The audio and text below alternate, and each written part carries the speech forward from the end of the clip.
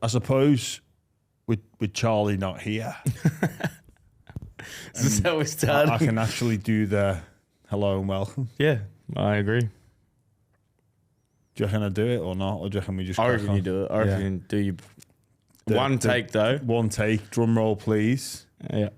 Are we going to keep this all in tone? Yeah. All right. Hello and welcome everybody to the final edition of the Jam and Cheese Show for 2024. It is the final edition. It is the final forgot. edition, Cheese. Mate, I've lost track of the date, to be quite honest. Yeah. Like, I think we wrap it up on Friday. Christmas is nearly here. I mean, Charlie's not here today. He's busy up in Brisbane doing his thing. But it is the final. Is he on holidays or? No, he's working for the, well, I was to say working for the cricket. He's working for Triple M, producing the cricket. I mean, I'm not sure if you classify that as work. Just basically. So Charlie has to know a bit about everything. Like, if you're working on it, because honestly, I have no idea of cricket. He doesn't need to know. He just needs to be able to produce. You could. I'm not having a. Well, yeah, you could put him on any sport. He could produce, like the darts. He could produce. Yeah, I understand what you mean. So he doesn't need to talk about it or anything. Synchronized. Yeah, he doesn't have to chip in. I think sometimes he'll pick things up and say, help out that way. But no, he's just got to know when to get you in, get you out. Mainly speak to the commentator, maybe, or the person steering the conversation. But he could be producing anything. But he's not here. Yeah, me and you are. How's the week been? It's been a very good week. Yeah, I mean, you're just back in that grind. Like, the weather's been unbelievable lately. Not so great to be training in, but when you're on the ACL, resume, it's pretty good. You get to go, have a little bit of brekkie before you go out to the field, roll up to the field about half an hour after the boys have already started. Then you start going through your work. When it gets a bit too hot, then you can go inside to the gym. And are you running already? Nah. Walking? I can jog in that, yeah. Do like my hip mobility and stuff like that. Like, it's crazy to think. Like, I feel like I can run if you want me to, but like, I think they've changed the whole. It used to be 3 months you start doing your running in that, but I think they found that it wasn't quite worth it. What about the Alt-G? Yeah, I could do that, but it's I don't think it's really worth it. I've still got 5 months to go. You know what I mean? Oh, right. 5.5 months to go. Why not let it really get set? I still can't straighten my leg yet, so that's like the main priority is to, before we run, is just to try to get it as straight as possible. So the running techie and that, but yeah, it's been a good week. I mean, the vibes are really high at training. I was telling you before, I had to do a speech for the group today, and what was the speech about? So I read something in a book, and I thought it would be an awesome thing to try to implement into our training. And I sent a screenshot to Robbo about it, thinking that Robbo would present it himself, because we spoke about it after. He's, mate, that's a great idea. I was like, yeah, thanks. And then yesterday he's like, mate, I'm going to get you to talk about that idea. And I was like, mate, what do you mean? And then he had like a little clip for me to show the boys. And then I got up and presented what I thought. What was the book? Atomic Habits. Oh, right. Okay. Yeah. Yeah, I haven't read that one yet, but I've heard it's good. Yeah, it's a really good book. But first of all, the boys were like, wait, you read? I was like, oh, it's righto. But yeah, it's been good. Vibes have been good. There's been no ill thoughts, nothing like that. Any update on negotiations? I mean, yeah, I've had negotiations. Well, I haven't personally. But my manager's had negotiations, and it's just about me whether I want to pull the trigger or not, and about waiting, I guess. I've got 5.5 months before I'm even, a thought of playing a game, and I probably won't even play the round I'm back. I probably won't even play that round. I'll probably have to play a couple of reserve grade games just to get the match fitness and stuff back in order. But so I'm not too much of it in a rush. The people that we spoke to, they're not really in a rush either. Obviously, a team wouldn't it's not likely a team would try to take me on at the moment anyways, because you're gonna see a bloke that's not going to be playing till about round 17 or close to that. So round 17. Well, I'm like scheduled to be back around 15 July. Is that when it is? Yeah, well, I'm only 3 months. Because when you just said 5 months, I thought ACLs was 6-month injury. Nah, not the patella. They're 9 months. And Sam Walker's the same. Yeah, well, he's a bit earlier because he got his surgery before mine. So it's a 9-month return to play. Yeah, the patella is. What's the difference between the hamstring? The hamstring is not as. Well, I'm not a doctor, but the hamstring is meant to be. You can get back in 6 months, but it has to go perfectly with the hamstring. But the hamstring has a bad reoccurrence rate, so they use the patella now. So they use the patella tendon. So what they do is they cut like a bit off the top of your bone where your patella is, and a little bit of the bone, and then they cut a bit where your ACL is, and they just graft it in there. And then that's got to grow, and that takes 9 months. Really? Yeah. That's a shit kicker, isn't it? Like I knew a lot. Yeah. Well, I thought you were due back in May. Nah, it's like June, July at best. Best case scenario, June. The normal case scenario, July. Mate, they've got to do something, man, about like injuries. Like 9 months is forever. Like, surely there's a scientist out there. Surely Jimmy, you can get a better, quicker recovery time than that. Hey, I mean, if you want it to be sturdy and well, you got to wait the time. Look, I know that there's like diseases, illnesses that a lot of money Well, goes if it was in. 6 months, I'll be back in March. Yeah.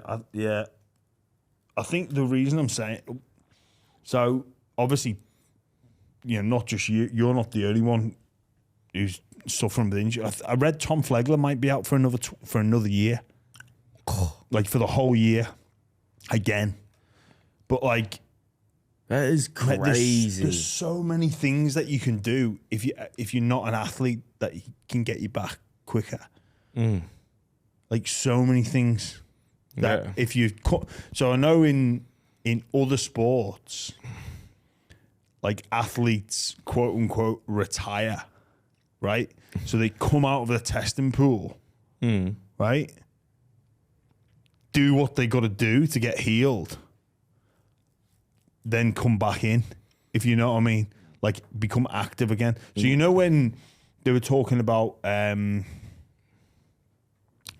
Todd Carney or Mitch Pearce coming back to play, like you can't just come back and play NRL. You've got to go into the testing pool because we're a WADA sanctioned, WADA funded or WADA sanctioned, governed sports governing body. So if Mitch Pearce was going to come back, he'd have to like opt into testing for, I think maybe 60 days before you can become active. Really? I didn't know that. Yeah, so like in sports like boxing, MMA, like so many fighters retire, and legend would have it believed that they retire because then they go out of the testing pool, they get all their injuries fixed up and healed, then they know that they're going to produce a clean sample and then come back in to become active again. And obviously in fighting, it's 6-9 months before you fight anyway. So you do what you got to do, then become active, and then that 60-day wait for them, it's par for the course anyway. Yeah. So like with Flegler and his neck/shoulder, this nerve damage, like I'm pretty sure he couldn't get stem cell therapy now. But if you believe some people out there, they would tell you that the stem cell therapy could be beneficial for nerve. What's the one where they cut the fat? Is that stem cell? Like they take a bit of fat out of your one body part and then they sort of... Oh, there's the PRP where they take the blood. No, I know what that is, but Yeah. like the fat is like it's stem cells. It's I don't know. I don't. I have a very shallow understanding of because stem I'm pretty cell sure a therapy. few of the boys got like I don't know if it was stem cell or something, but they got that done, and you missed like 3 months of the preseason for it. What's that? No, I don't know what it's called, but But I was hoping to try. But flag leg really. The severity of his injury, it should be allowed to explore options that require him to maybe not be tested. Not only that, like if he was to do something like that, like it doesn't just affect his football career, like it affects his life post. So I don't see why it'd be such a big drama. Yeah. Like you're not going to get angry at the bloke. No, Yeah. I think maybe for him he needs to apply for special exemption. But just on back to you, Cheese, and you contract talks, just do us a favour. No announcements in the next month, please. Nah, there won't be. Because There won't be for longer than that. all right. Well, can you just tell your manager? I'll get the Talks are on hold. I'll get the exclusive. Yeah. Because we need to be first cab off the rank because you're coming back in season 2025 After we get our 1,000 reviews on Spotify, maybe that yes, that is a great shout. Maybe Cheese. So that is something that we are looking to do. We've got a review challenge. Thanks for everybody that's already submitted their review of the podcast and sent it in via screenshot, via DM or email. Obviously, what we're looking to do is get 1,000 reviews on Spotify and 450 on Apple by the end of the year. And we will pick a winner at random and we will shout them and 3 of their mates dinner. Current numbers, 984 on Spotify, 304 on Apple, so a fair bit to go. But get in there. We trust you, buy around listeners. I'm pretty sure there's like a job these days that people are exploiting, like drop shipping and What's drop shipping? Oh, it used to be like a thing to make money and stuff, and I think there's a thing called SaaS now, which is like people ring up companies that don't have many reviews, and they say, "Oh, you pay us $90 a month, and we'll get automated reviews for you." Oh, like so they're not real. Yeah, they're not real. But when you search up a company on Maps, and it comes up with 900 reviews, 4.8 stars. Yeah, like you're going to be the top of the list. So these companies these people, they just ring up and they have this automated service that and it's just free technology you can get online, and they just pump these fake reviews in. I suppose, and makes this restaurant become it comes to the top of the list. And I suppose there's nothing stopping myself, Charlie, and Tony just creating a heap of email accounts. Exactly. And just rating. That's exactly what it would be. Rating us off the charts. Yeah. It's a lot of time and effort, though. If we could automate that. There's a technology. And mate, $90 a month to get you're gonna get that in customers in a month, easy. Yeah. But these guys have like hundreds of them, so they're making $9,000 a month just from doing nothing. Maybe that's what we're gonna do, Tony. Maybe we should get like a part-time employer just to. I could be completely wrong, but I think that's what they do. What's that, Tone? Start now, yeah. All those Hotmail accounts, thank you. Geez, Christmas, New Year around the corner. Obviously, we're not going to get to touch base. What are the plans? Are you heading anywhere? I go to Melbourne for Christmas with my partner's family, and then I am off to New Zealand for New Year's for my sister's wedding. Oh, nice. Nice. I'm gonna maybe send in a little request because I come back to preseason a week early. To say, mate, I'd like to use that week I come back early. I'd like to have that extended after that. But it's good. They used to, I think they've changed the rules now, the RLPA, but they used to bring all the players back on the 3rd of January. But now I think that it's the 6th is the minimum requirement now. Oh, really? Yeah. Yeah, nice. Which is awesome. Gives you 6 days to recover from New Year's rather than 2. Yes, that's very much needed. Very much needed. But yes, what about yourself? Heading to England. Ooh, cold Christmas. Just wet. Does it snow? Not where I'm from. No. There was a bit of snow, but probably not when we're there. Head back to Liverpool, catch up with some friends, some family, do a few little trips in between. Should be good, but it's weird like leaving because it's like it's holiday here. and it's just different, mate. Like the mentality here is like Christmas, New Year finishes, and because it's summer, like the party sort of keeps going and everyone's still up. But literally over there, January 2nd, like really, oh mate, it is like they're back to normal. Like everyone's back at work. Over here, like heaps of places shut down. You get 4 weeks off, don't you, as a normal over Christmas? Yeah, I'm pretty sure. Is that true? What's that? What? It's like their off season, mate. You know, there's no. Mate, for example, my friends on Waiheke. Yeah. The constructions will 4 weeks. Yeah. So 2 weeks either side of New Year's. Yeah, back in England, none of that. Yeah. Most will work up to the 23rd. They'll be in between Christmas and New Year. And then January 2nd, boom, it's back on and it's full steam ahead. We're over here, obviously. Things are a little bit different. You know, they don't have a CBA in the NRL, the Super League either. Really? Like you're back when they, even if you get time off. Yeah. Like there's no CBA. That's what I've always wanted. So, you know how in rugby league you get 6 weeks off if you're a new guy, 8 weeks off in the off season. Mate, I'd rather them cut that to 6 weeks, come back earlier, but then give you 4 weeks over the Chrissy break because. I know what you mean. You know what I mean? Like, when you have that 6 weeks off, you want to spend it with friends and family, but they're all fucking working. Yeah. So you can't really, you go to your parents' house or something, they're gone from 9 to 5. You can't really get the time with them, but over Chrissy, if you had that, like a 4 week or even 3 weeks, you got more time to spend with them. Yeah, I don't know. Maybe I should be a delegate on the RLPA. Maybe I should do something. I think you've got a decent point there, Cheese. But yes, head to England, catch up, get my little fix and get out of there. Let's get on to some football news. Yeah. Leo Thompson has indicated to the Knights that the 2025 season will be his last at the club. Bulldogs and Raiders in the mix. Talk of a $3.2 million deal on the table over 4 years, which puts him in at around $800 a year. The Raiders is an interesting one. I mean, they obviously Joey Tarpany is up there with the best front rowers in the competition. The combination that those two could have is potentially frightening. Obviously, it looks like Papali'i's probably coming towards the end, but to bring someone like Leo Thompson in, so for the Raiders, I understand what they're trying to do there. The Bulldogs, they've been a big admirer of Leo Thompson for a number of years.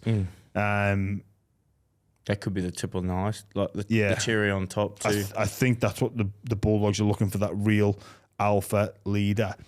When we were just talking before, Cheese, like between, you know, the front rowers, Leo Thompson, I think he's the hottest one on the market at the moment. But Stefano last year, he got offered a 5-year, $4 million deal, which is about $825, $850 by the Tigers. Do you reckon? I'm just trying to figure out. Obviously, he didn't sign for that, but I don't. Sometimes it's the timing. Like, yeah, that's what, you know. Terrell spoke about that sort of thing with Robbo, and like there's a certain window after the season where clubs are just chasing a certain player, and they're willing to, you know, put everything. And then once they've secured a few other like minor players, that cost sort of starts to drop a little bit. I don't think Stefano got what Tigers offered him at Melbourne. Definitely not. Yeah, I just don't think that. But I also think that he probably made the right decision as far as his career moving forward, because he would have got 600,000 to 700,000 at Melbourne, and if he turns into the player that we think he can be, and he can under Craig Bellamy and that organisation with Harry and stuff, that money will make up for itself in the coming times.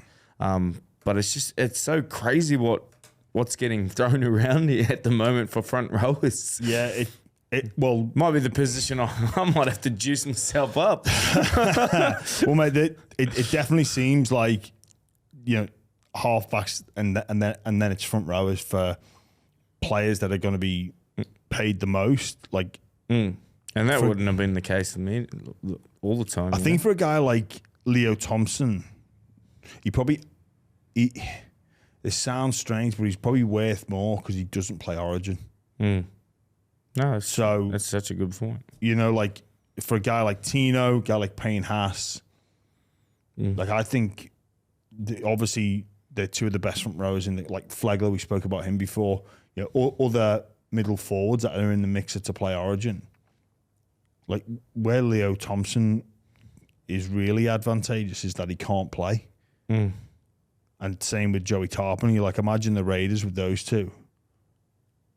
But for me, I'm hoping he goes to the Dogs. It would be massive for the Bulldogs. I think it would be the perfect signing for them. He's young. Every run-in I've had with him, I've only been on the Maldives, and everyone I've spoken to, they all call him baby fish because whatever fish, the way a fish is and the way he prepares his body and stuff, Leo Thompson does exactly the same thing, and that's something you want in a front rower. Yeah.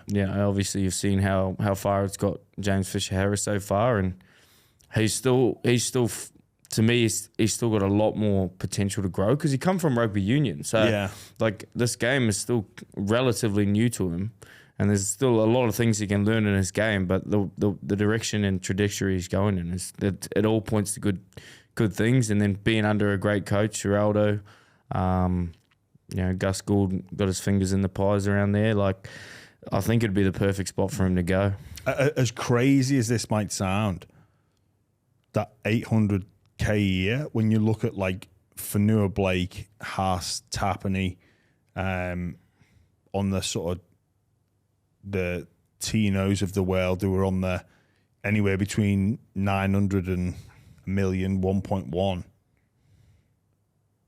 You know, a Leo Thompson coming on 4-year deal at 800, and like you say, with his best football ahead of him. If he can get into that top of the props category, like I say, as crazy as this may sound, 800K could look like a steal. Yeah. Like, which sounds ridiculous, right? It sounds insane.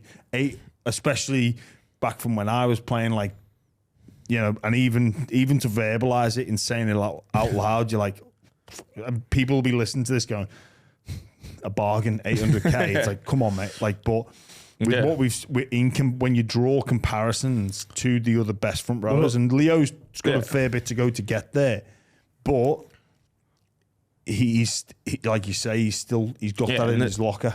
You bring up a good point with the Tino. Like, when he signed for big money to go to, it was big for him when he went to Titans, when he signed away from Storm.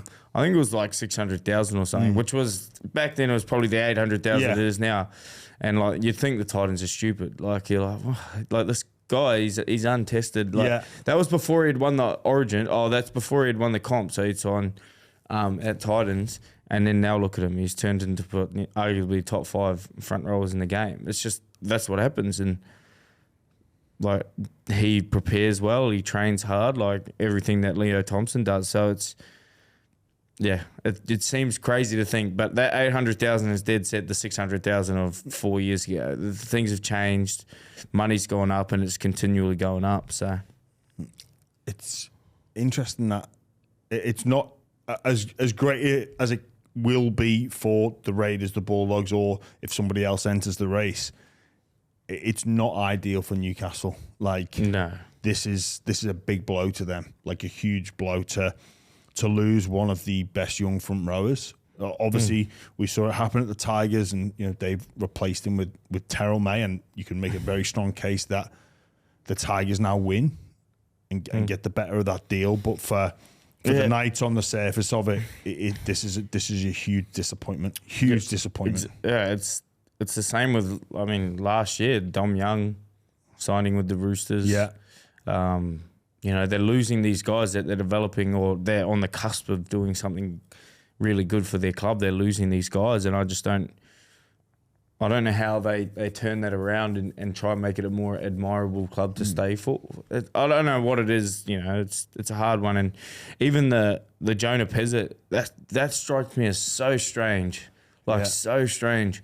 He's staying at Melbourne Storm, where he is going to be a backup. He's going to be a backup, and that's not being mean. But they've got Jarome Hughes there. He's just come off the best career and best year of his career, and like he doesn't look like he's slowing down. Whereas Jonah, he walks into that Knights halves role, and that's his team. Yeah. And he signed for 4 years at Melbourne. Obviously, there's clauses and stuff. But it's a strange one. Like, I feel like Jonah at his age, that's as a half. Like, you want to walk into a team and go, "This is my team now." Yeah, it's a concern for the Knights, like you say, to lose Young and Thompson, two young players with their best years ahead of them that have made their name at the Knights, to not see like a pathway to contending for premierships. They would have got both paid well if they'd have stayed as well. It's not like the money would have been a huge draw factor. I think Thompson and Dominic Young were both offered good deals. Yeah. Like you say about Jonah Pezzett not going. But for me, the Jonah Pezzett thing, surely Hughes is going to be going. Like, it just... I know he's got... Mate, well, but, right... If Jarome Hughes says, "I'm leaving Melbourne," every club goes, right, how can we get him? 100%. Every club, and then Penrith go, no. Roosters probably go, no, with Walker being there. Manly now are in the mix with Daly Cherry Evans, not quite sure. Gold Coast. He's from Goldie. Titans are in. Goldie go, what can I do? Cowboys are in. The Broncos, by the time... Broncos. By the time Jarome Hughes would potentially be available, like Reynolds will likely be gone. Ben Hunt, what did he get, 2 years? So all the Sydney clubs would be looking around going, how can we get this guy in? Minus Penrith, minus Parramatta. Like, he'd be a huge sign, but I don't know why Jonah Pezzett does 4 years. Obviously there is clauses, but surely for me it has to say he's got a feeling. He must have got promises or something. Well, I don't know if it's promises. Maybe it's indicated to him that Jarome, in all likelihood, will leave at the end of 26. But even that, it's still 2 years. It's a strange one too, but halves, like Jerome's 31 this year, I think. Like halves though, Is Jarome Hughes 31? Oh, he's 30. I think he's turning 31. He's 2 years older than me, so he would be 31 next year. Yeah. Yeah, still. But like 31, a halfback these days. Yeah. When you don't see many young halfbacks like retiring. Like you see like Cherry Evans, Chad Townsend, Ben Hunt, like they're still in the mixer, and they're 36 going. Those are old guys. Like the half, I feel like the halves this day and age have really figured out a way to manage their contacts and stuff like that. You're protecting the halfback more often than not, and it's just caused them to be able to, obviously play the game a little bit longer. Well, a guy like Hughes as well, he could evolve his game to be a different type of half on the back end. Oh, he's already starting to, but he's a goer. Yeah. He's a hole hitter at times. Yeah, do you know what I mean? Like you see him take some hit some balls just offside of Grant. He links up and he runs that aggressive line. Like that takes a toll on your body, especially if you get them wrong. Like, but he's got it in him just to manage a game, and maybe he'll go completely game manager as opposed to run first, run threat, hit that hole. But I don't know. For me, something says that Hughes is gonna leave and Pezzett's gonna. Yeah, that's maybe it's been suggested to him that's going to happen. Yeah, I honestly just found it strange. It's like, especially just at his age, I don't know. I think he's about 22, 23. Yeah.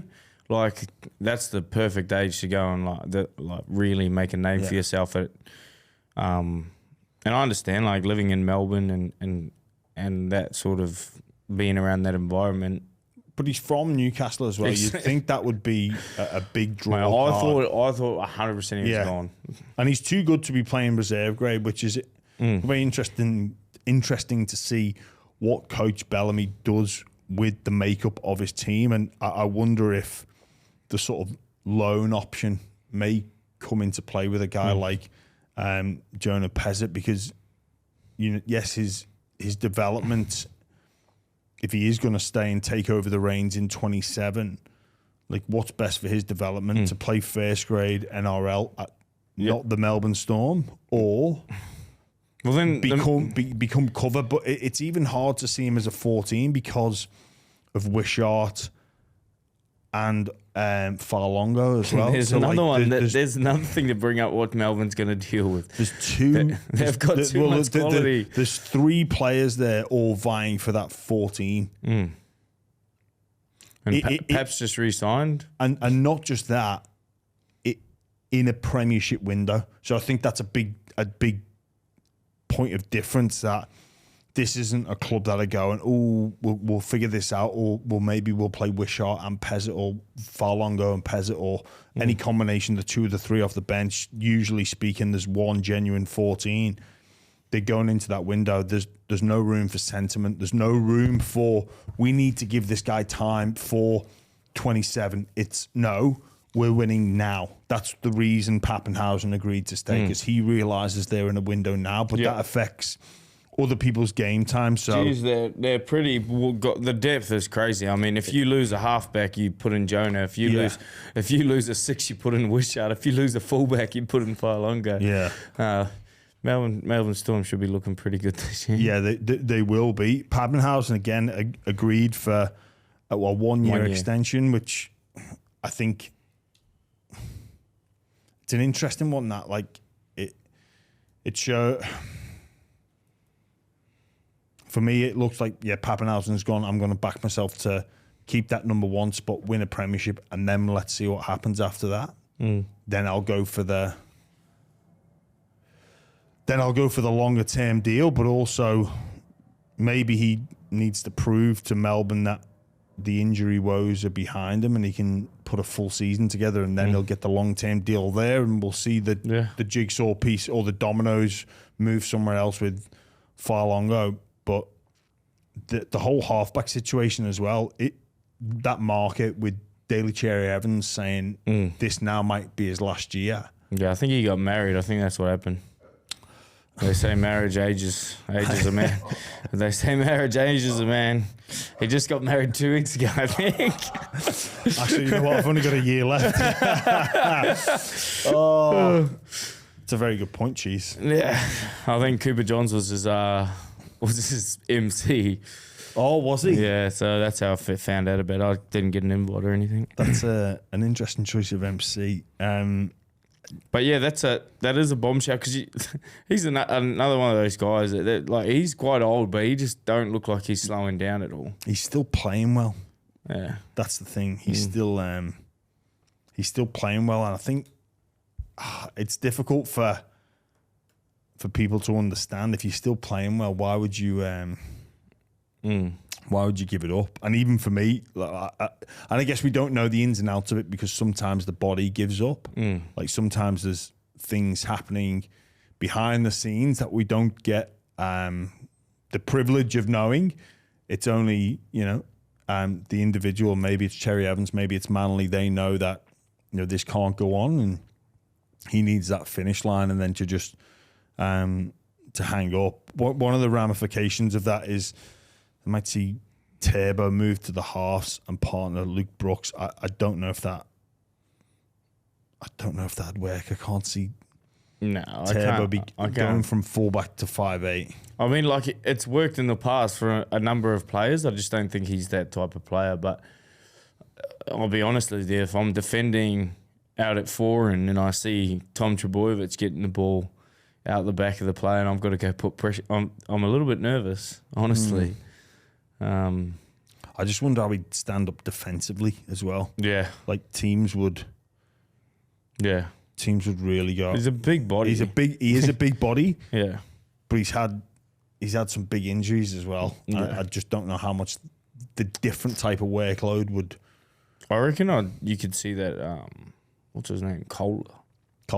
I could see him as a running 6. But Manly do have a big predicament. They've got so many good outside backs that are fast. How they fit it all in. Speaking of outside backs, and you spoke before about the preseason returning early, Jarome Luai.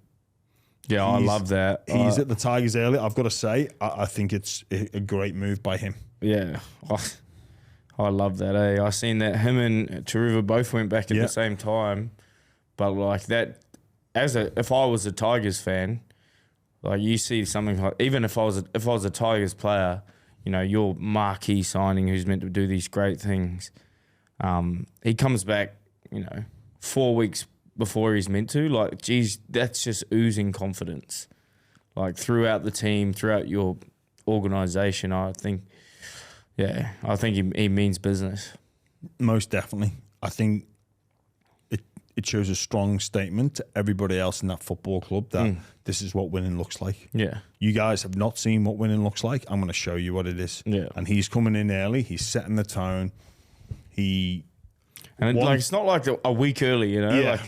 Like he's meant to be back on the 7th of Jan. Yeah, it's a huge play by him because he's played a lot of football, state of origin. You know, Samoa.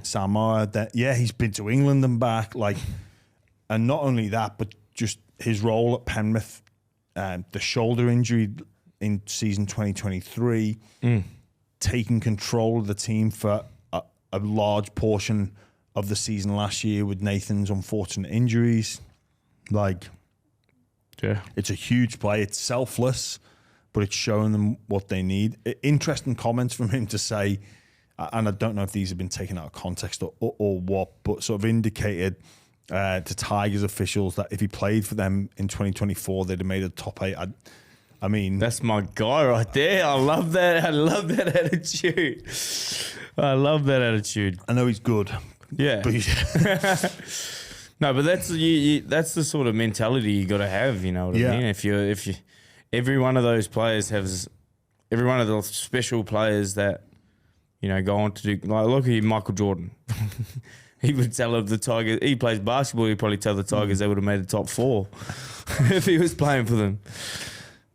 But like, you know what I mean? It's that unshakable attitude that's probably got him to the places he is now. Yeah, and even on those other new signings as well, you know, your Hunts, your Jack Bairds of the world, it shakes them into be like, oh, yeah, we're going to be a part of this as well. I wonder if Royce Hunt went back. Did he play for Samoa? I can't remember actually.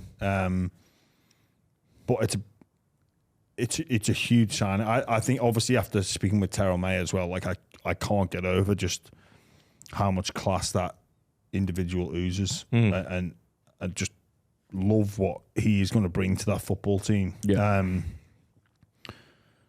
Which for me, are you starting to warm up to them? Yeah, I need to. I was looking at something the other day, and I was like, who makes the 8? Who doesn't? Who's you know, just thinking, who are you going to tip for the spoon? And you just don't know. And the more there's so much player movement these days. Yeah, and with the Tigers, you're like, I don't want to fall into the trap of just because they've got these, not just because, but the May and Luai signings are going to be great, but it's still a 17-man game. Yeah. And I know they're good, and I know they're going to have a positive influence, but just how quick? Yeah. Like how big a turnaround can it be? I mean, but I think if you're a Tigers fan, if you're a Tigers member, you should be the hope scale, that dial should be at its highest in a very long time. Yeah. Like a very long time. I agree. And what's a realistic goal, or What would you say a finish would be a success for the club? I reckon anywhere out the bottom 5 would be. So what's that? 11th. Yeah, 12th. I sound like the Newcastle Knights board there, don't I? With the Andrew O'Brien clause. But I think for the Tigers, like realistically, and we all fall in love in the preseason, and they would never talk like this behind closed doors. But at the end of the end of next season in 2025, if you see Tigers above 12 or up, or that 12 or up, I think that's a very successful year. And it's hard because we don't know injuries, form, suspensions of every single club, and the stars may just align or they may not, and it might be a shattering season. But just on the surface of it, if you see Tigers outside that bottom 5. Yeah, I agree. I think if they finish 11th, it's huge. Yeah, because then the next year, that's when you'll see the top 8. I reckon most likely. And I've said this before. Like we cherry pick our examples and go and we apply it all over the place. But so in something like rugby league, we look at the Tigers and go, well, they're the Bulldogs of last year. It's like, well, hang on a minute. Oh, why? Oh, signed a big leader from Penrith, second year coach. Like, there's so much buzz, there's so much energy. It's like, whoa, just because the Bulldogs did it doesn't mean that the next team's going to be able to do it as well. Like, there's so many things that go into place. And even with that, so you go, well, Stephen Crichton did it. Yeah. It's like, well, hang on. As great as Stephen Crichton was and is, and as influential, there was a lot more than that. There was a lot more going on, and the foundations had been laid in the previous year. Yeah. So, like, how much of those foundations have been laid, and how much are they being laid now for a more successful 2026? So, I don't know. And also, it's interesting as well, because if you do get that success, like the Warriors of the 2023 season, what if you haven't built that foundation properly, that's what can happen. Like, they went from being, what did they finish? 3rd, 4th? They were top 4. Yeah. Maybe even 2nd. No, I think Tigers. Sharks were 2nd. But yeah, top 4, and then now, what happened? Yeah. So it's like, it's a hard one. It is. Some more field news. Obviously, Ezra had his day in court. A lot of debate around it's funny. How do you get your license suspended when you don't have one? Well, for me, it's an interesting debate because should the courts impose? Should the courts take into account the position or the financial situation of the individual? Because a lot of people are saying like, "Oh, I can't believe he got let off with this fine." But I read something that the judge said because of the media scrutiny he's been under from the public, like, and I was like, why does that matter at all? Yeah. It is an interesting one because some people are like, I can't believe he got fined so little. I've got a speeding fine. That's exactly what happened to me. I got $1,100 speeding fine. I was like $8,000 over. Really? Yeah. Well, yeah. It's like, well, there you go. Like, but mate, them speeding fines are a joke around this time of the year. Yeah, if you get double demerits, yeah, this is a joke around this time of the year. And look, it's hard because I guess, looking at it, you go, yeah, that seems to be getting off lightly, but it's yeah, but like, it's almost, well, congrats, mate. Like, I get it, yeah. You know what I mean? I ran a red light and I got fined, but it's not gonna make me feel any better if he gets any more. Do you know what I mean? Yeah. I'm not gonna be more satisfied if you got a bigger fine. You know, be interesting to see what and when the NRL. That's what I'm interested in is how hard So that was just one part of it. But the public actually, I don't think it should matter. But the public, if that was the public member, I don't know what would happen on the fine system. But the public don't have to deal with the Broncos as well and the NRL. Well, again, for me now, I don't think this helps Ezra. No, I agree. Which is the thing that you're bothered about more. Yeah. So for me, give me more of a fine in court, suspend my license for 5 years. I'll take 10 grand from the courts. And then everyone goes, he got hit hard. And then the NRL suspension, they're exactly, because the whole public's perspective now is, geez, he got let off early. I hope the NRL come down on it. Exactly. So now people are waiting for the NRL to right now, this is where he gets his real punishment. Yeah. It's like not in the court, or, maybe got away with off lighter in comparison. Let the NRL deal with him. But I think you'd prefer, being a footballer, you'd prefer a heavier fine and miss less games. And I know the people at the Brisbane Broncos would. My guess is NRL are going to go $50,000 fine, $30,000 suspended. So if he mucks up again, he has to pay $30,000, but he has to pay $20,000, and I reckon he's going to get 8 to 12 weeks. Well, judging off comparison, and then I think Broncos will be like a big fine, like $100,000 fine, but it'll be all suspended. All suspended. Yeah. I think recent, not too dissimilar or same sort of category. Obviously not with the same outcome, but we're in the same league as Josh Adokar, Trindle, and they were between 4, 5. But obviously, his one's been a lot more publicly scrutinised. It has, and because of the people involved in that. Yeah, it was an actual crash. Yeah. So I'm see, like Josh Adokar got 4. He has to get more than that because he actually did he get 4 weeks? Trindle got 5. Yeah, I think he's got to get more than that. I think he gets. This isn't what I'm saying he should get, but I think he shouldn't get 8 to 12. But if I'm guessing, on the consistency, I'm saying he's going to get a 20 grand fine to pay, and he's going to get 8 to 12 weeks. But like you said, the public is on an outrage with him at the moment because of they think he got off lightly for the case.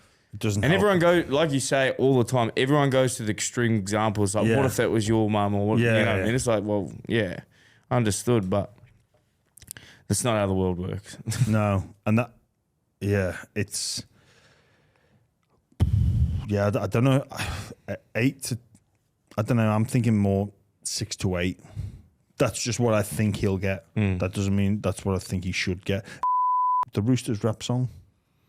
We rock the party. Tony's going to play it to us now. We've got Tupanua, Joey Manu, Sualihi, Siwa Wong, known as Dream Yours, dropped their first single. We rock the party. Let's have a listen.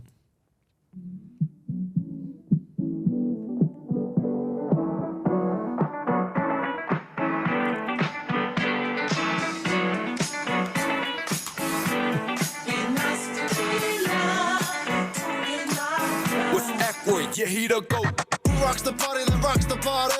We rock the party that rocks the party. Who rocks the party that rocks the party? We rock the party that rocks the party. So let's party and bullshit. Tops off, shades on, time to get lit with the click. You already know how it is. Push out of the beer, best part of the year. So let's cheers. Take a minute or two. Bring your girl and their girls and their friends that come too. Chill. Summertime and no time for that. So where the party at?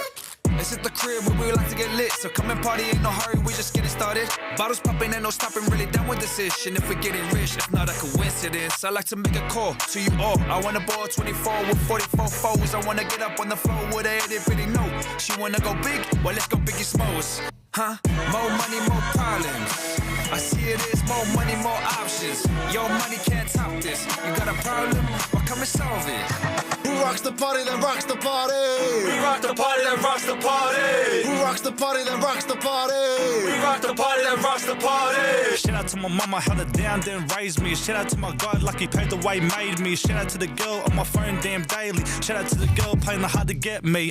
So tell me where the party gon' be. Just pretend, baby, it's just you and me. Put your phone down, put it on D&D. Now spin around, play it like a DVD. So tell me what you want, what you really, really want. I'll be what you really want, what you really, really want.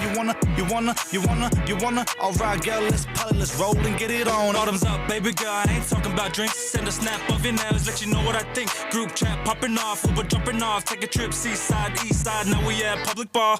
J Money, that's big stepper. Shades on, shirt off, that's big dipper. Susu with the girls, he a big rizzer. More magic than Potter, he a real wizard. So let me get a quick W in the chat. If you hear DJ Dots, then you know where I'm at. Feeling bit dizzy, let's call that a rap psych. We gon' party till the sun comes back. Who rocks the party, that rocks the party?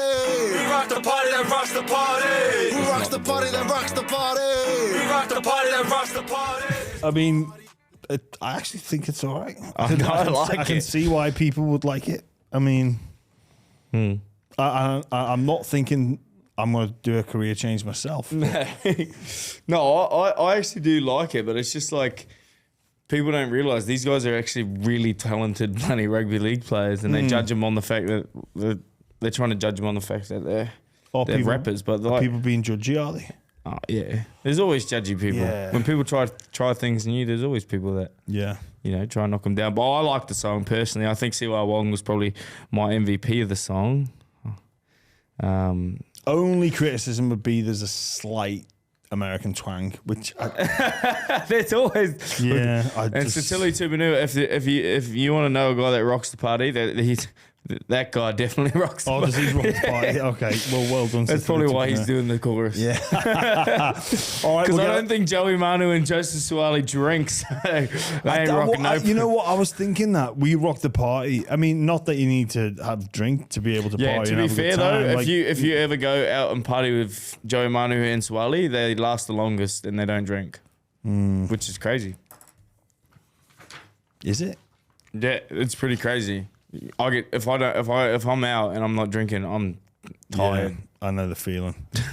All right, we'll get into some questions from listeners. Liam Colquhoun, drinking shower water when you're thirsty, yes or no? Oh, I love it. Oh no. Oh, I love it. Eh? No. Oh, I love it. No. Oh, I love it, mate. I feel a hot day on the preseason training. I walk straight in, shower on cold, put the shower head as close to my mouth, open my mouth and just start drinking away.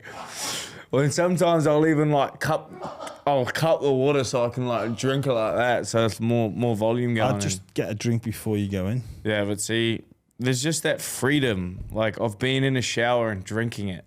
Just being, cleaning yourself and drinking it. Okay.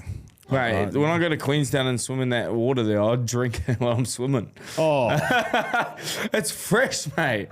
Robbie_G45, if you could live the life of one celebrity for a day, who would you pick and what would you do? I would need some time to think about which, but I think I would live the life of a very good EPL player. Really? Premier League player, yeah. Nah, see, I'd just love to know what it's like just bopping into training and having that ability. I'd like to be like a mad singer and be able to perform to a massive crowd. Yeah, maybe like a you know what I mean, like a Robbie Williams. Yeah, a Robbie Williams in his heyday singing "Angel" to a whole crowd. That feeling would be insane. Actually, you know what? I changed my mind. Yeah. Liam Gallagher. Noel or Liam Gallagher. Yeah, I knew it. I knew you were going to say that. All right, that'll wrap us up, cheese. Just a quick shout out what we've got coming up on the Buy Round this Sunday, our final interview show of the year. We've got Dr. Scott Goldman returning, who's going to go through my AIQ scores, and believe it or not, he calls me a genius. So Stay tuned for that one. We've also got 3 special editions of the podcast dropping over the next 3 weeks. The 21 Questions of Life with Nathan Hindmarsh, the end of year quiz, and the 2025 NRL fantasy draft between myself and Charlie White. We will officially be back on January the 14th with a brand new podcast series called Grand Final Memories, plus all the regular shows. Thank you, everybody, for a magnificent year. Happy Christmas, Happy New Year, Happy Holidays. Cheese. Enjoy the break. Melbourne and Waikiki, or is it just New Zealand? I can't remember. Either way, that will sign us off. Thanks for listening, everybody.